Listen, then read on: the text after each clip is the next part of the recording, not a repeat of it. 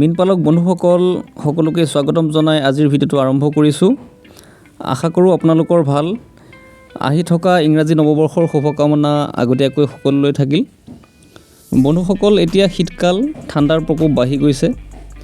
আজি এটি বিষয় আলোচনা কৰিব ওলাইছোঁ, সেইটো হৈছে চৰাইৰ পৰা মাছসমূহক কিদৰে ৰক্ষা কৰিব, অৰ্থাৎ মাছৰ সুৰক্ষা সম্পৰ্কে এই ভিডিঅ'টোত আপোনালোকে চমুকৈ তথ্য কিছু পাব। বন্ধুসকল, আপোনালোকে টকা খৰচ কৰি মাছৰ পোনাসমূহ কিনি আনি পুখুৰীত মেলে, কিন্তু কেতিয়াবা আপোনালোকে পুখুৰীত জাল টনা অথবা পুখুৰী সিঁচি মাছ ধৰাৰ সময়ত গম পায় যে পুখুৰীত মাছৰ পৰিমাণ কমি গৈছে অথবা ভবাৰ ধৰণেৰে মাছ নাই। এতিয়া কথা হ'ল মাছবোৰ ক'লৈ গ'ল।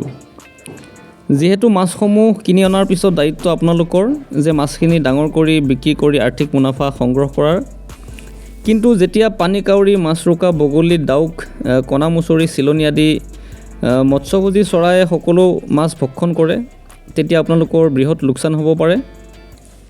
হয়তো এজন মীনপালকে ভাবিব পাৰে যে তেওঁক দুৰ্বল মাছৰ পোনা বিক্ৰেতাই দিলে বুলি, কিন্তু প্ৰকৃত কথাটো লুকাই থাকিব পাৰে।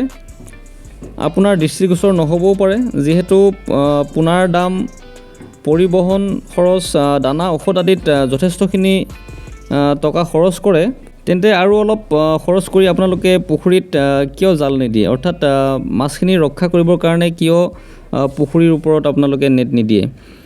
আজিকালি বজাৰত এনে জাল পোৱা যায়।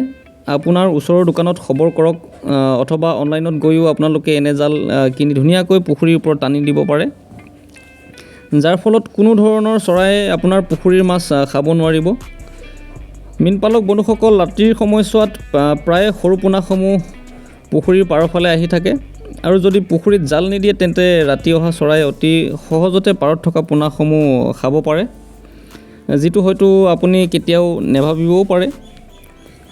একোটা ডাঙৰ আকাৰৰ পানী কাউৰী, বগলীয়ে, কণামুচৰিয়ে প্ৰায় 200 পৰা 300 গ্ৰাম পৰ্যন্ত সৰু পোনা অথবা মজলীয়া আকাৰৰ পোনা খাব পাৰে।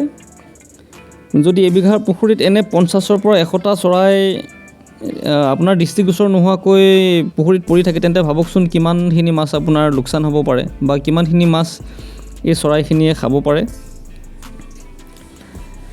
মীন পালনত লোকচান হোৱাৰ বহুতো কাৰণ আছে। তাৰে ভিতৰত চৰাই চিৰিকটিৰ যিটো আক্ৰমণ, ইও এক উল্লেখযোগ্য কাৰক।